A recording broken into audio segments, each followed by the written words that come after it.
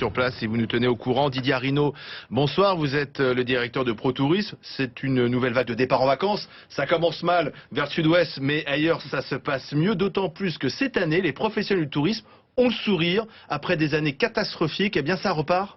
Absolument. Nous avons une reprise cette année à la fois des taux de départ en vacances de nos concitoyens, mais aussi, et ça c'est plutôt la bonne nouvelle, une météorologie tellement favorable que ça a permis d'accélérer les réservations de dernière minute, notamment les courts séjours, et puis la crise au Maghreb, les difficultés en Grèce. Donc on a un report de clientèle qu'envisageait de partir à l'étranger qui reste en France. C'est 500 000 de plus ces dernières semaines, ces 2 dernières semaines.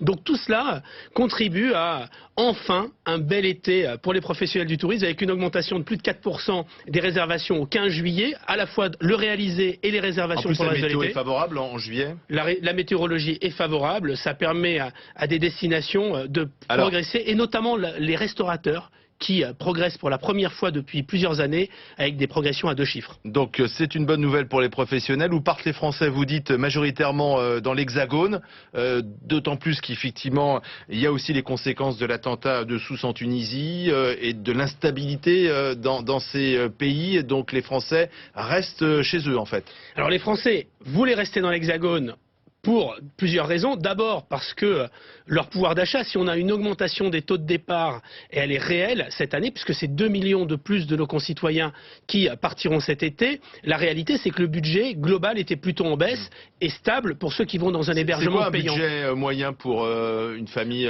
Alors, si on prend ceux qui vont dans des hébergements payants et pas dans des hébergements gratuits chez la famille, chez les parents, en moyenne, le séjour type de vacances, c'est 1 560 € pour un foyer, pour une famille, 2 adultes et 2 enfants, et pour 10 jours de vacances. Alors on a vu d'ailleurs, les Français ont eu tendance à raccourcir leur durée de vacances ces dernières années. Cette année, on a une certaine stabilité, et on voit qu'on a 2 tendances de fond, à la fois ceux qui privilégient la qualité, le tout sur place, le tout compris, notamment les campings haut de gamme fonctionnent très bien, à l'instar des campings Senelia ou des campings Castel. Et puis, à l'autre bout de la chaîne, on a aussi des Français avec des petits budgets. Rappelons quand même qu'un quart de nos concitoyens partiront avec seulement moins de 500 € de budget pour les vacances, donc c'est relativement faible, et ceux-là iront dans de l'hébergement gratuit. Quand les Français quittent la France, ils partent où ? Au Portugal, en Grèce, en Italie? Alors, on a toujours le même triptyque, mais il se renforce encore cette année. Première destination, la proximité, c'est l'Espagne. L'Espagne en premier. L'Espagne en premier. La deuxième destination, c'est l'Italie. Et puis, on avait de très belles réservations sur la Grèce, une très forte progression. Cette progression a tendance à s'atténuer parce que un certain nombre de Français, notamment, il y a beaucoup moins de réservations de dernière minute du fait de l'inquiétude. Ouais, alors, les vacanciers qui réservent la dernière minute ont évité la Grèce, donc. Ils ont évité la Grèce. Et puis, on a une progression vers le Portugal, et puis il y a aussi les îles en règle générale qui fonctionnent très bien, les îles de la Méditerranée ou les îles de l'Atlantique qui sont en très forte progression cette année.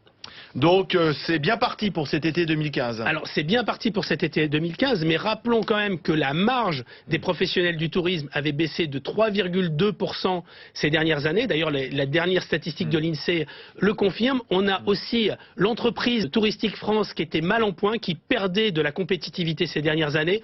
Donc les professionnels du tourisme ont besoin d'une belle saison touristique pour pouvoir générer, créer de l'emploi et développer l'économie française. Espérons donc que ça sera le cas. Merci Didier Arinaud. On va revenir dans un instant sur